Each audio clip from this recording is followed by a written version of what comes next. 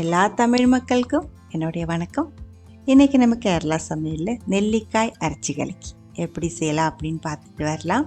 கொஞ்சம் கட்டியாக இருக்கிற ஒரு கறியாக இருக்குது. சாதம் தொட்டு சாப்பிட்றதுக்கு ரொம்ப நல்லாயிருக்கும்.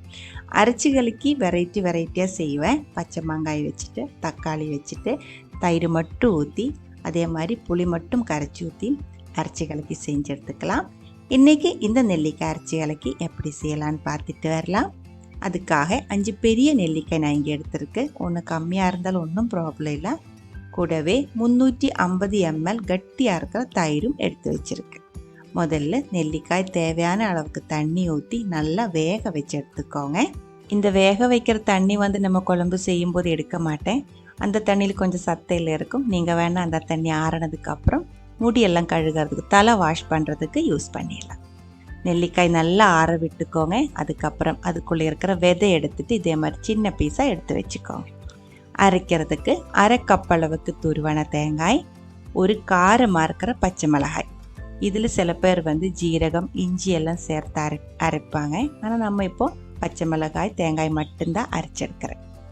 அரைக்கும்போது தண்ணி ஊற்றி அரைக்க வேண்டாம், தயிர் ஊற்றி அரைச்செடுத்துக்கலாம். நம்ம எடுத்து வச்சிருக்கிற தயிர்லேருந்து கொஞ்சம் தயிர் ஊற்றி இது ஒரு டைம் க்ரஷ் பண்ணி எடுத்துக்கோங்க.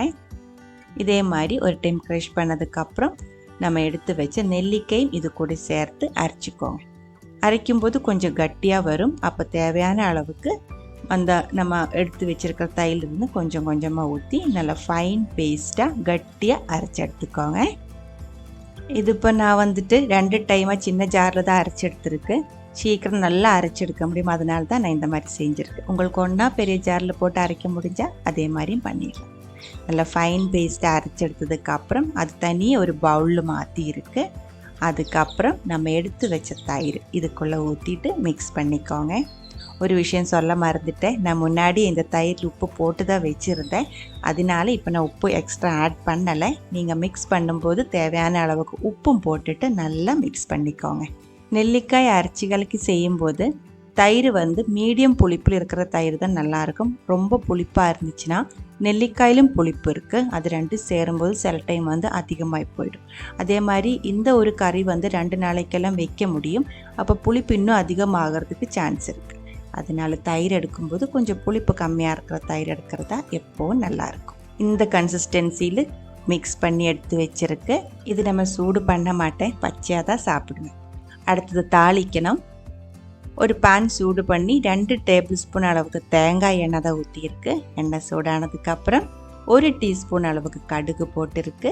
கடுகு வெடித்ததுக்கப்புறம் 1/2 டீஸ்பூன் அளவுக்கு வெந்தயம் நல்லா ஃப்ரை ஆனதுக்கப்புறம் ஒரு 4 வரமிளகாய் 2 பீஸாக கட் பண்ணி சேர்த்துருக்கு. ஸ்டவ் ஆஃப் பண்ணிக்கோங்க. அதுக்கப்புறம் கொஞ்சம் ஃப்ரெஷ்ஷாக இருக்கிற நல்ல மணமாக இருக்கிற கருவேப்பிலையும் சேர்த்து வதக்கிக்கோங்க. அதுக்கப்புறம் இது தயிர் நெல்லிக்காய் மிக்ஸு கூட சேர்த்து கலக்கி எடுத்துக்கலாம். அரைச்சி இதே மாதிரி சிம்பிளாக கலக்கி எடுக்கிற அரைச்சி கலக்கி ரெடியாக இருக்குது. ரொம்ப ஹெல்த்தியாகவும் ரொம்ப ஈஸியாகவும் செஞ்செடுக்க முடிஞ்ச ஒரு ரெசிபி தான் இது.